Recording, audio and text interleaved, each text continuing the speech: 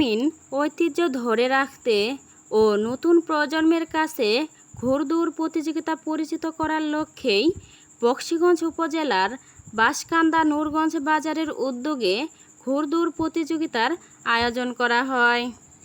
বকশীগঞ্জের উপজেলা চেয়ারম্যানের মাধ্যমে আমরা যে ঘোড়া খেলাটা দেখছি সে অনেক সুন্দর হয়েছে, অনেক ভালো লাগছে, অনেক জনপ্রিয়তা হয়েছে এবং কি অনেক দর্শকও আছে। সবচেয়ে আমার কাছে ভালো লাগছে দাপটবাজি খেলাটা। এই খেলাটা আমার কাছে খুব ভালো লাগছে। এটা আরেকবার হইলে আরো একটু ভালো হইতো।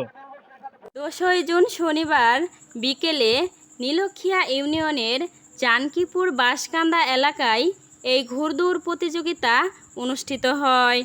এর মধ্যে 8 থেকে 15 বছর বয়সের 4-5 জন কিশোর ও কিশোরী ঘোড়দৌড় প্রতিযোগিতায় অংশ নেয়।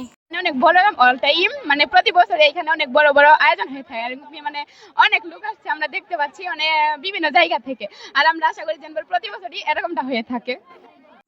রাসেল সরকার নামে এক ঘোড়ার মালিক তিনি বলেন, দীর্ঘদিন ধরেই তিনি বিভিন্ন এলাকায় ঘোড়দৌড় প্রতিযোগিতায় অংশ নেন।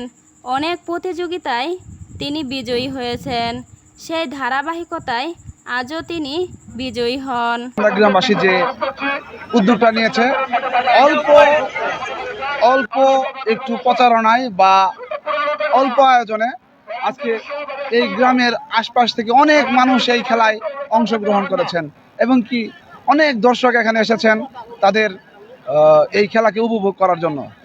তো আমি মনে করি যে এই ঐতিহ্যবাহী ঘোড়া খেলাগুলো, ঐতিহ্যবাহী যে খেলাগুলো রয়েছে এগুলা যদি আমরা আয়োজন করি তাহলে অল্পতে অনেক মানুষ বিনোদন পাচ্ছে, অল্পতেই অনেক মানুষ আনন্দিত হচ্ছে, সময় পার করতে পারছে।